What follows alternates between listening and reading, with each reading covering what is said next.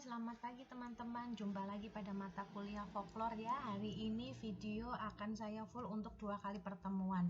Baik teman-teman, sebelumnya sudah pernah saya menugaskan kalian semua untuk mencari manfaat ungkapan tradisional itu apa. Jadi ungkapan tradisional itu merupakan salah satu jenis folklore yang sering tidak kita sadari bahwa itu berkembang, bahkan sudah sering kita gunakan, sering kita percayai keberadaannya. Nah, manfaat folklore bagi pembangunan masyarakat. Nah, sekarang kita bahas ya. Telah banyak diuraikan berbagai bentuk folklore, terutama yang terdapat di Jawa Tengah. Adakah itu manfaatnya bagi pembangunan masyarakat, bagi masyarakat Jawa Tengah atau bangsa Indonesia? Sebelum menjawab pertanyaan tersebut, mari kita lihat bagaimana perumusan GBHN 1983 tentang kebudayaan pada bab 4 bidang agama dan kepercayaan terhadap Tuhan Yang Maha Esa. Sosial budaya nomor 3 tentang kebudayaan, kemudian huruf C disebutkan bahwa dengan tumbuhnya kebudayaan bangsa yang berkepribadian dan kesadaran nasional, maka sekaligus dapat dicegah nilai-nilai sosial budaya yang bersifat feodal dan kedaerahan yang sempit, serta ditanggulangi pengaruh kebudayaan asing yang negatif.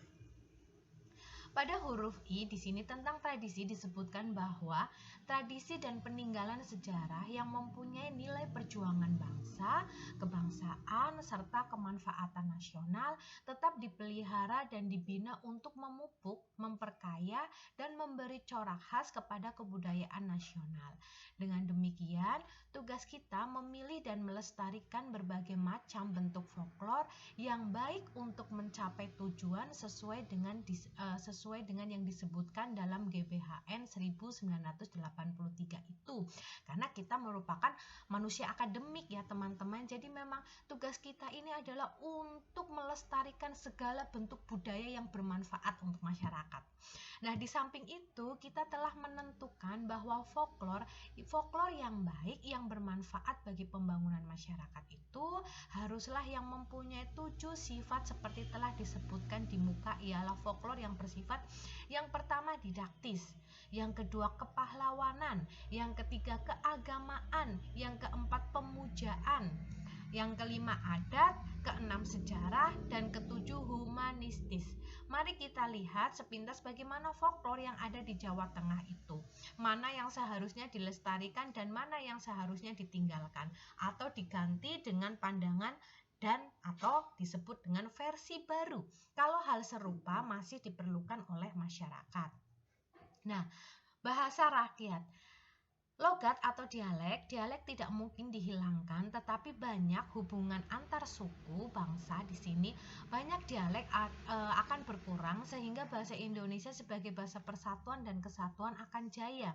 Tentu saja tidak akan menghilangkan atau menghapuskan bahasa-bahasa daerah.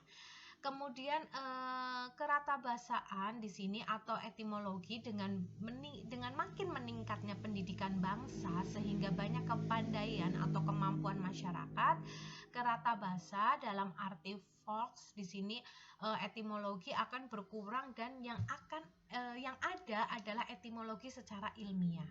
Gelar atau julukan dalam masa pembangunan ini diharapkan gelar atau julukan yang timbul dalam masyarakat adalah gelar yang baik-baik, gelar yang sebenarnya. Jangan sampai ada julukan yang kurang sedap yang didengar telinga di sini ya teman-teman, atau dilihat mata. Kemudian yang keempat adalah jargon bahasa. Ini jargon bahasa, sebentar saya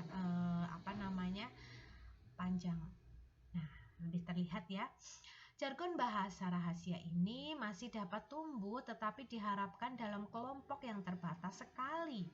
Nah, sehingga tidak harus ada kamus tersendiri yang mengartikan kata-kata dari sesuatu kelompok. Yang kelima adalah slang. Demikian pula bahasa anak muda yang sering disebut nyentrik. Nyentrik ini sukar dibendung. Tetapi jika ada tokoh-tokoh yang memberi pengarahan, barangkali munculnya bahasa slang ini tidak akan merupakan bahasa yang rusak atau tidak akan merusak bahasa yang sudah ada, baik ucapan maupun penulisannya. Gitu, sebentar ya, dilanjut ya. Sebentar.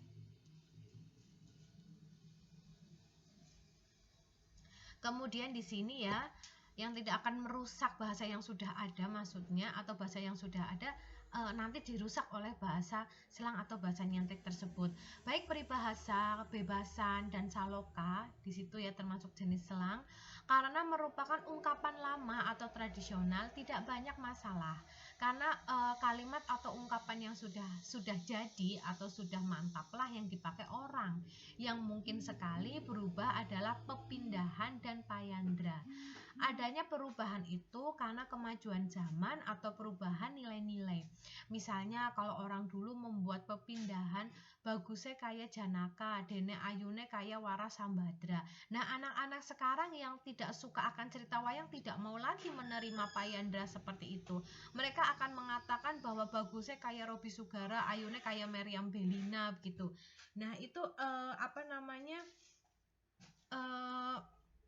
menjadi sebuah prinsip sendiri, apalagi anak-anak zaman sekarang ya. Anak-anak zaman sekarang misalnya gantengnya seperti Farel Bramasta, cantiknya seperti Maudy Ayunda begitu. Itu jadi sosok yang dibandingkan itu pasti akan sesuai dengan perkembangan zaman gitu loh. Mereka tidak mau dibanding-bandingkan, misalnya gagah seperti cerita wayang itu nggak mau, cerita wayang juga mereka tidak tertarik gitu loh teman-teman ya. Jadi memang sesuai dengan perkembangan zaman. Kemudian cangkriman atau teka-teki ini akan tetap hidup dalam masyarakat dan sukar diberi aturan karena perkembangannya mengikuti kemajuan masyarakat. Makin maju suatu masyarakat, makin sulit orang membuat teka-teki. Diharapkan jangan dibesar-besarkan adanya teka-teki yang cabul, misalnya yang pornografi atau yang bersifat mengejek, itu tidak dibesar-besarkan. Nah, kemudian di sini baik puisi rakyat ya, seperti dolanan anak-anak, parikan, dan japa mantra, itu perkembangannya juga tergantung keadaan masyarakat itu sendiri. Makin maju masyarakatnya, kemudian makin dalam dan sulit puisi yang dibuatnya.